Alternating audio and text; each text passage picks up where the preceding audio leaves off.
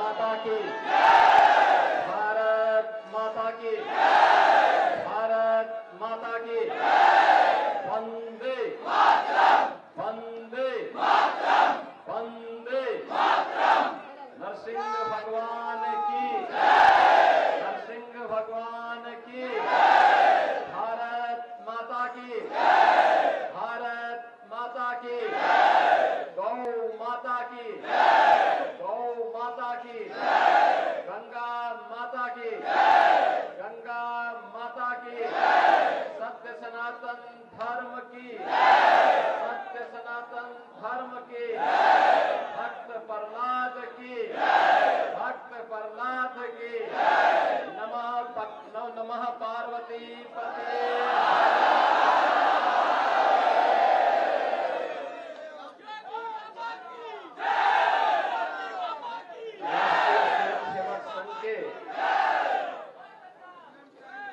प्रांत संचालक डॉक्टर महेंद्र अग्रवाल जी, गोरक्ष प्रांत के प्रांत प्रचारक मान्य श्री रमेश जी, गोरखपुर महानगर के दक्षिण भाग के संचालक मान्य श्री ओम जालान जी, होलिका उत्सव समिति के अध्यक्ष श्रीमान मनोज जालान जी,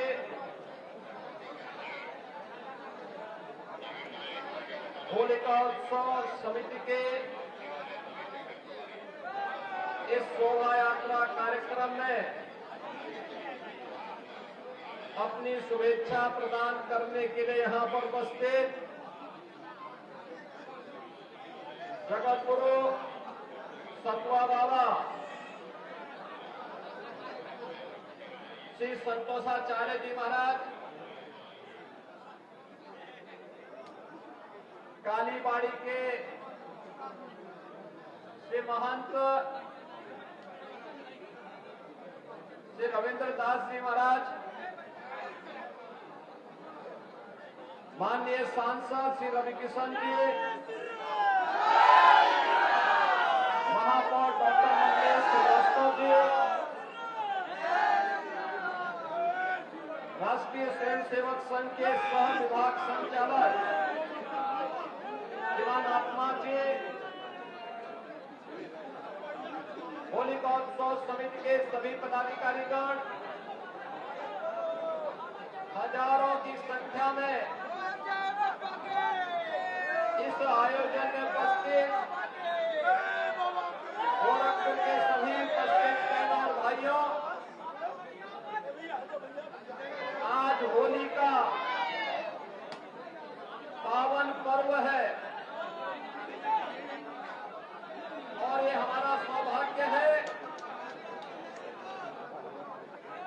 होली का जो संदेश है, परस्पर सद्भाव के साथ आपसी मतभेदों को भुला करके एक समरस भाव के साथ हम इस आयोजन का हिस्सा बने और होलिकोत्सव समिति के इस आयोजन में जब मुझे आप सबके साथ इस आयोजन का हिस्सा बनने का अवसर प्राप्त हुआ है, मैं आप सभी को, पूरे प्रदेशवासियों को होली की पावन पर्व की हृदय से बधाई देता हूं।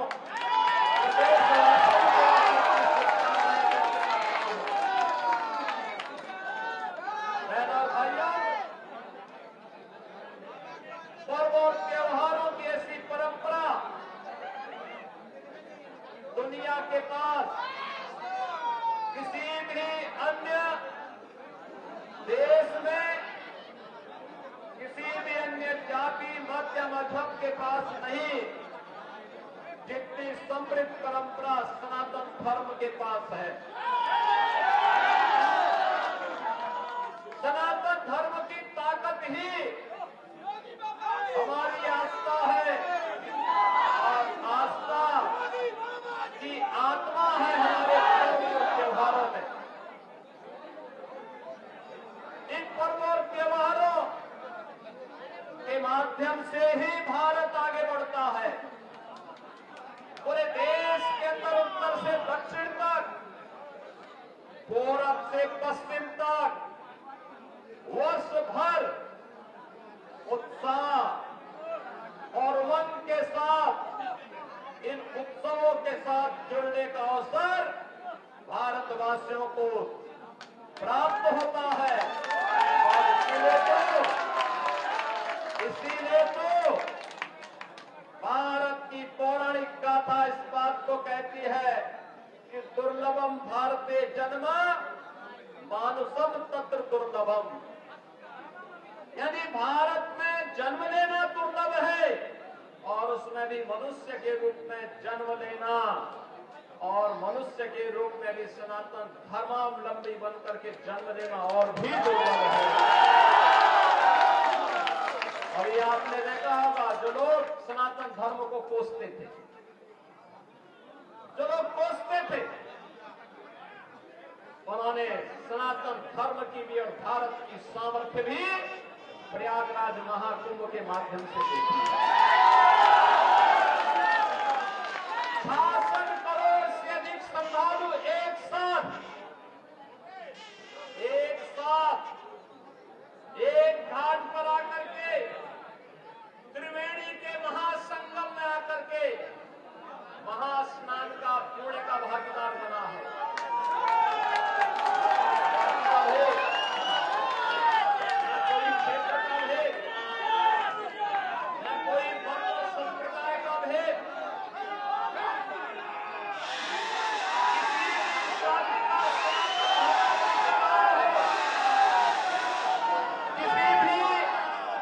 क्षेत्र का सनातन धर्मावलंबी रहा हो, किसी भी भाषा का सनातन धर्मावलंबी रहा हो, भारत में रह रहा है तो, भारत के बाहर से है तो वो आकर के मां गंगा, मां यमुना और मां सरस्वती की प्रेम त्रिवेणी में आस्था की पावन डुबकी लगा करके पुण्य का भागीदार बना है और अपने जन्म और जीवन को धन्य धन्य कह करके सभी को साधुवाद दे करके व्यवस्था से पूरे लोगों के प्रति साधुवाद दे करके फिर अपने गंतव्य की ओर प्रस्थान कर दिया। अद्भुत आयोजन था, अद्भुत आयोजन था। और बहनों और भाइयों, दुनिया विस्मयकारी भाव के साथ, दुनिया कोमल की निगाहों के साथ, दुनिया इसे इस अकाल्पनिक अविस्मरणीय और अद्भुत घटना को देख करके भौचक थी। लेकिन सनातन धर्म के अनुयायी उत्साह और उमंग के साथ तब भी थे जब प्रयागराज की धरती से एकता का संदेश गूंज रहा था और उसी एकता के संदेश को लेकर के होली जैसे पावन पर्व को हमें आगे लेकर के चलना है। जो लोग हमें मानते थे कि हम विभाजित हैं जाति के नाम पर, छुआछूत और अस्पृश्यता के नाम पर, उन लोगों से पूछना चाहिए कि भगवान ने तुम्हें दृष्टि दी है, जाओ तुम हमें बदनाम करते थे, हमारे सनातन धर्म को बदनाम करते थे, तुम्हें देखना है तो प्रयागराज के संगम में आकर के देखो कौन जातिवाद थी, कौन छुआछूत था, कौन अस्पृश्यता थी। वहां तो राष्ट्राध्यक्ष हो या एक सामान्य गांव का निवासी, वहां पर कोई बड़ा सा बड़ा धर्माचार्य रहा हो या गांव में निवास करने वाला एक सामान्य योगी सन्यासी, इन सब ने एक ही संगम में जाकर के मां गंगा की प्रति कृतज्ञता ज्ञापित करते हुए आस्था की पावन डुबकी लगाई है। कौन लोग हैं जो बांटने का काम कर रहे हैं? ये वही लोग हैं जिन्होंने अयोध्या में राम मंदिर का विरोध किया। ये वही लोग हैं जो गौ तस्करी में लिप्त थे और गौ हत्यारों को प्रश्रय देकर के उन्हें सत्ता में भागीदारी बनाते थे। ये वही लोग हैं जो बोलते हैं कि भारत कभी विकसित भारत नहीं हो सकता। बहनों और भाइयों, इन लोगों की मंशा देश के प्रति, सनातन धर्म के प्रति जग जारी रहे और इसीलिए मैं आप सबसे कहने के लिए आज आया हूं कि पर्वों की परंपरा को आगे बढ़ाना और मर्यादा पुरुषोत्तम भगवान श्री राम ने तो हमें मर्यादा का ही पाठ पढ़ाया है। मर्यादा के पथ पर आगे बढ़ेंगे, लक्ष्मण रेखा का उल्लंघन स्वयं नहीं करेंगे। प्रयागराज महाकुंभ ने संदेश दे दिया है, 66 करोड़ 30 लाख से अधिक श्रद्धालु आते हैं, लेकिन एक भी छेड़छाड़ की घटना नहीं, एक भी लूटपाट की घटना नहीं, एक भी कोई ऐसी घटना नहीं जिसके कारण किसी भी सनातन धर्मावलंबी को सिर नीचे करना पड़े। ऐसा अद्भुत अनुशासन, ऐसा अद्भुत मर्यादा, ऐसी अद्भुत छटा जो प्रयागराज ने हम सबको दी है। और आज इस अवसर पर जब होली जैसे इस पावन रंग भरे उत्साह और उमंग की होली के साथ जुड़ने का अवसर आज हमें प्राप्त हो रहा है, लगभग 100 वर्षों की इस परंपरा को एक और दुनिया के सबसे बड़े सांस्कृतिक संगठन राष्ट्रीय स्वयंसेवक संघ की शताब्दी महोत्सव का यह वर्ष है और दूसरी ओर इस होलिका उत्सव समिति के भी कुछ ही वर्षों में शताब्दी महोत्सव का आयोजन होगा। जिस मर्यादा के साथ, जिस पवित्र भाव के साथ ये कार्यक्रम आगे बढ़े हैं, समाज को जोड़ने का होलिका उत्सव समिति का आयोजन भी उसी समाज को जोड़ने का एक सशक्त माध्यम बने। हम परस्पर गले मिलेंगे, बैर भाव को विस्मृत करेंगे, विकृतियों को श्रद्धांजलि देंगे। कल आपने होलिका दहन का कार्यक्रम करके साबित किया है, हजारों वर्षों की इस परंपरा के साथ जुड़ करके कि अगर हमारा कोई किन्हीं कारणों से कोई अहंकार आ गया, कोई छल और चपू का भाव हमारे मन में आ गया, हम उसे श्रद्धांजलि दे करके पूरी तरह उसको भस्म करने का काम करेंगे, जैसे होलिका दहन के कार्यक्रम के माध्यम से किया गया। बहनों और भाइयों, याद रखना सनातन धर्म का एक ही उद्घोष है और वो उद्घोष है कि तो धर्मस्त तो जय। जहां धर्म होगा वहीं विजय होगी, जहां धर्म होगा वहीं सत्य होगा, जहां सत्य होगा वहीं विजय होगी और विजय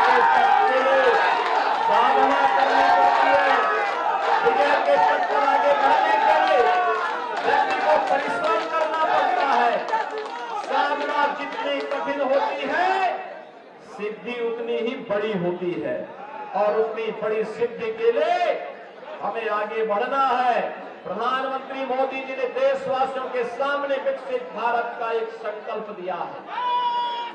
विकसित भारत तभी विकसित हो सकता है, हमारा भारत तभी विकसित हो सकता है जब वो एक होगा तो श्रेष्ठ होगा, श्रेष्ठ होगा तो दुनिया की कोई ताकत उसे विकसित बनने से रोक नहीं सकती है। पूरा प्रयास, हमारी पूरी साधना राष्ट्र माता के चरणों में समर्पित होनी चाहिए। इससे बढ़कर के संकल्प हमारे लिए दूसरा नहीं हो सकता है, और राष्ट्र माता के प्रति समर्पण का ये भाव ही हमें आज भगवान नरसिंह की आरती और उनकी भक्त शोभा यात्रा के साथ जोड़ने का एक अवसर भी प्रदान करता है। याद करिए कितनी बड़ी परंपरा है। हजारों वर्षों पहले जब दुनिया अंधकार में जीती थी, तब भारत के अंदर सत्य की स्थापना के लिए भगवान का जो तीसरा अवतार होता है, वो अवतार होता है नरसिंह का। नरसिंह अवतार उन लोगों के लिए चेतावनी है जो मान करके चलते हैं कि हम जो चाहेंगे वो कर लेंगे। ये कभी नहीं हो सकता है। इस घमंड को, हिरण्यकश्यप के इस घमंड को, होलिका के इस स्तंभ को, होलिका दहन के माध्यम से भी और हिरण्यकश्यप के स्तंभ को तोड़ने के लिए भगवान श्री हरि विष्णु ने अपना तीसरा अवतार नरसिंह के रूप में इस धरा नाम पर देकर के लोक कल्याण का मार्ग प्रशस्त किया था। सनातन धर्म की वजह पताका को आगे बढ़ाने का काम किया था। लेकिन हमारे सामने भक्त प्रहलाद का भी उदाहरण है। याद रखना, भगवान की कृपा हर एक पर हो सकती है, बशर्ते उसका मार्ग सत्य का है। सत्य का मार्ग है, ईश्वर की कृपा उस पर जरूर बरसेगी। भक्त प्रहलाद ये स्वयं एक ऐसे कुल में पैदा हुए जिस कुल में उसका बाप स्वयं, उनके पिता स्वयं हिरण्यकश्यप स्वयं नास्तिक था, श्री हरि विष्णु पर विश्वास नहीं करता था, उनकी अवमानना करता था। लेकिन प्रहलाद ने ठीक इधर हमसे अलग हट करके, उससे अलग हट करके भगवान की भक्ति को माना। यानी भगवान की भक्ति का मतलब राष्ट्र भक्ति का मार्ग प्रशस्त किया, और राष्ट्र भक्ति के माध्यम से अपना जन्म और जीवन धन्य करके आने वाली समय की आने वाली पीढ़ी के लिए प्रेरणा बन गई। उसी प्रेरणा का केंद्र बिंदु हम सबको बनना है अपने देश के लिए। और इसी भाव के साथ होली के इस पावन पर्व के साथ हमें जुड़ने का अवसर प्राप्त हो रहा है। आज के इस अवसर पर मैं आप सभी नागरिकों को, पूरे प्रदेशवासियों को होली की बधाई देता हूं। के साथ जोड़ने का आह्वान भी करता हूं। होली का एक ही संदेश है कि एकता से ही अखंड रहेगा ये देश। होली का है एक संदेश, एकता से ही अखंड रहेगा ये देश, और अखंड रहेगा तो एक भारत श्रेष्ठ भारत की परिकल्पना अपने आप साकार होगी। महाकुंभ और होली के इस संदेश को घर घर तक हम पहुंचाने का कार्य करेंगे। इस विश्वास के साथ मैं आज के इस अवसर पर एक बार फिर से आपको होली की बधाई देता हूं। होली की शुभकामनाएं आप सबके प्रति मेरे देशवासियों के प्रति व्यक्त करता हूं, और विश्वास करता हूं कि यह उत्साह और उमंग हमारे जीवन में सकारात्मक बदलाव ला करके अपनी मातृभूमि के प्रति श्रद्धा और समर्पण के साथ जुड़ने का कार्य करेंगे। आप सबके प्रति मेरी मंगलमय शुभकामनाएं। धन्यवाद। जय जय श्री राम। जय जय श्री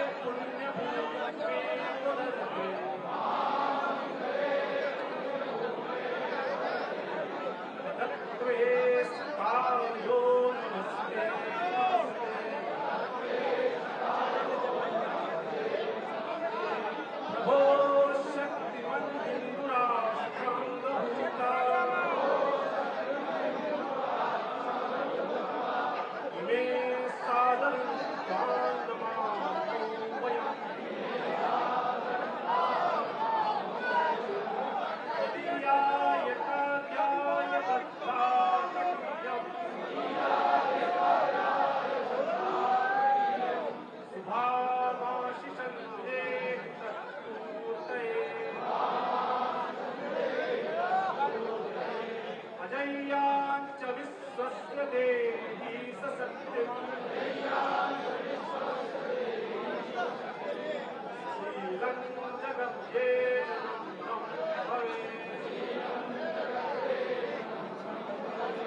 सुतं चैव्यतकण्टका कीडमार्गम्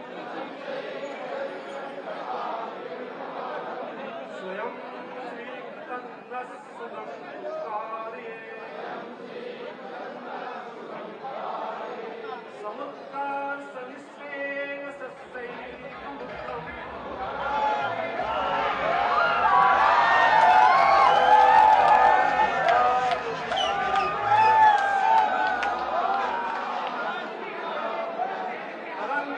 अनन्तस्फुरद्वक्षया ध्येयनिष्ठा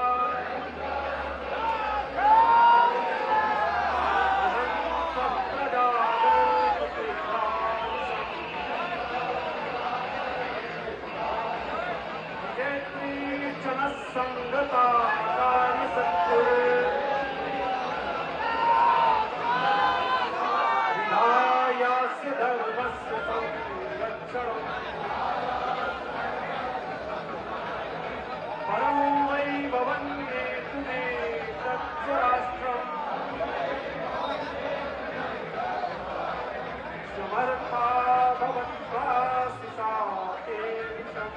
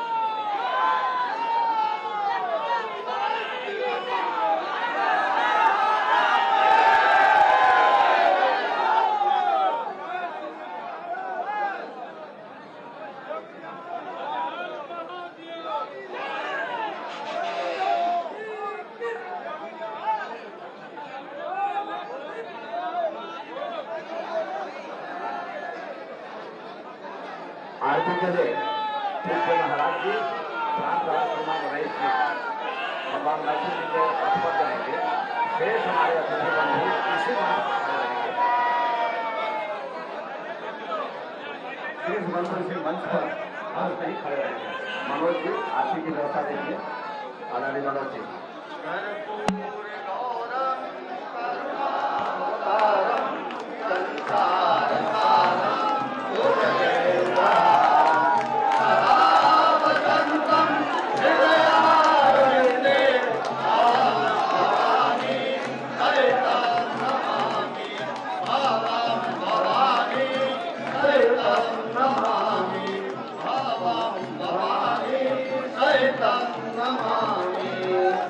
ओम जय